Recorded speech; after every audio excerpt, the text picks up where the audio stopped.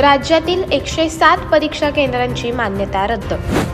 महाराष्ट्र राज्य माध्यमिक व उच्च माध्यमिक शिक्षण मंडळाकडून बोर्डाच्या परीक्षेत पारदर्शकता आणण्यासाठी कॉपीमुक्त अभियान राबवण्यात येत आहे।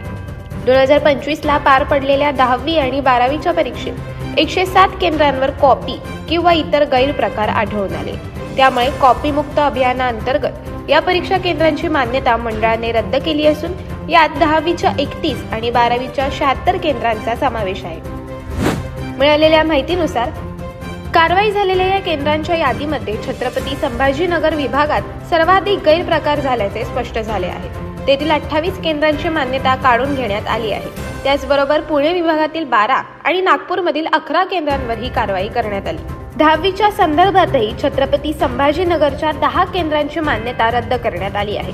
मुंबई विभागात 10वीचे 1 तर 12वीचे 5 केंद्रे रद्द झाली आहेत। दरम्यान कोकण आणि कोल्हापूर कॉपीमुक्त विभाग ठरले आहेत, त्यामुळे तेथे एकही केंद्र रद्द करण्यात आले नाही। शाळा आणि कनिष्ठ महाविद्यालयांच्या प्राचार्यांना मंडळाचे अध्यक्ष डॉक्टर त्रिगुण कुलकर्णी यांनी स्पष्ट इशारा दिला आहे की कोणत्याही प्रकारचा निष्काळजीपणा खपवून घेतला जाणार नाही। 2025 मध्ये 10वीत 89 आणि 12वीत 360 कॉपीची प्रकरणे नोंदवली गेली होती।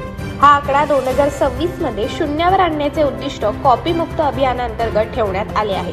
विद्यार्थ्यांसाठी तणावमुक्त आणि न्याय वातावरण निर्माण करण्यासाठी जिल्हाधिकारी आणि पोलीस प्रशासनाचीही मदत घेतली जात असून गैरप्रकारात आढळणाऱ्या कर्मचाऱ्यांवर थेट FIR दाखल करण्याचे निर्देश देण्यात आले आहेत। 10 फेब्रुवारी 2026 पासून सुरू होणाऱ्या 12वीच्या आणि 20 फेब्रुवारी 2026 पासून सुरू होणाऱ्या 10वीच्या परीक्षांसाठी यंदा सर्वच केंद्रांवर आणि प्रत्येक वर्गखोलीत CCTV कॅमेरे लावणे अनिवार्य करण्यात आले आहे। ज्या केंद्रांवर गेल्या 5 वर्षात कॉपीच्या घटना घडल्या आहेत तेथे दुसऱ्या शाळांमधील शिक्षकांची पर्यवेक्षक म्हणून नियुक्ती केली जाणार आहे। भरारी पथकांसोबतच आता ड्रोन आणि व्हिडिओ कॅमेऱ्यांद्वारेही संवेदनशील केंद्रांवर लक्ष ठेवले जाणार आहे। दरम्यान राज्यात 12वीच्या परीक्षा 10 फेब्रुवारी ते 18 मार्च पर्यंत चालणार आहेत। 12वीची परीक्षा देणाऱ्या विद्यार्थ्यांना ऑनलाईन पद्धतीने हॉल तिकीट दिले जाणार आहे। मात्र विद्यार्थ्यांना हॉल तिकिटांची प्रिंट काढून द्यावी अशी सूचना महाविद्यालयांना मंडळाकडून देण्यात आली आहे।